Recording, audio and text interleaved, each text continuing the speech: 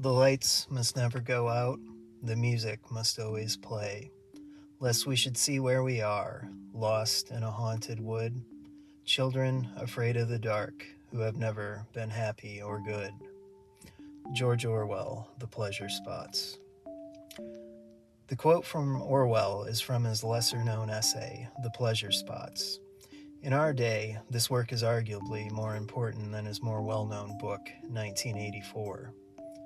While 1984 deals with the topic of oppression by a totalitarian government, The Pleasure Spots deals with a more pervasive form of oppression, our own pursuit of unending, pointless pleasure, comfort, and distraction. Whether or not we live under a despotic government, we all have our own internal enemy, one that poses as a friend, but in reality drives us towards a form of self-imposed slavery, towards self-abuse. Our pursuit of pleasure can quickly become something like a form of spiritual Stockholm syndrome. Almost everywhere we turn, our contemporary culture inundates us with flashing lights, seductive sounds, and alluring images. There is an aesthetic appeal to all of these distractions which vie for our attention, but in the end, they tend to leave us feeling empty. We end up like junkies, jonesing for one more fix. But each hit of distraction or entertainment draws us another step further from the depth dimension of life. The whole modern era can be defined by this problem. As far back as the 17th century, individuals have often commented on man's struggle to incorporate technology into his life in a healthy and godly manner, the struggle of choosing between depth and diversion. Blaise Pascal wrote, "All of humanity's problems stem from man's inability to sit quietly in a room alone. Anyone who does not see the vanity of the world is very vain himself. So who does not see it, apart from young people whose lives are all noise, diversions, and thoughts for the future? But take away their diversion, and you will see them bored to extinction.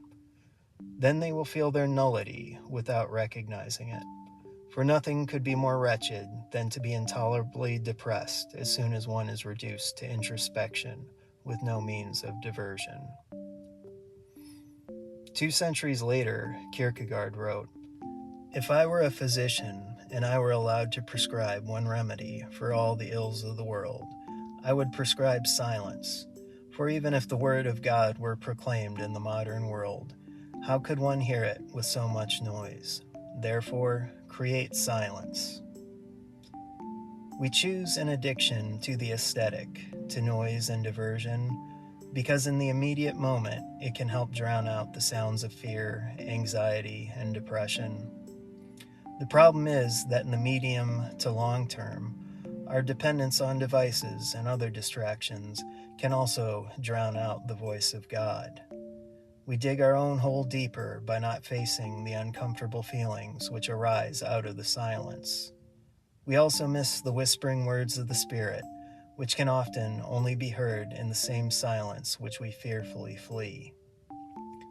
We might hope for a road to Damascus experience, that God would grab us and shake us if we are on the wrong path, or that like Job we might hear a thundering voice from the midst of the whirlwind. Some of us may encounter an experience like one of those, but I think more likely, if we are to hear God, then we will hear him speaking in silence. In 1 Kings 19, Elijah came to the point of despair where he wished for death, and his answer from God was found not in the excitement of flashes of light or great noise, but in a silent hush. "And behold, the Lord passed by, and a great and strong wind tore into the mountains and broke the rocks in pieces before the Lord. But the Lord was not in the wind. And after the wind, an earthquake, but the Lord was not in the earthquake. And after the earthquake, a fire, but the Lord was not in the fire. And after the fire, a still small voice.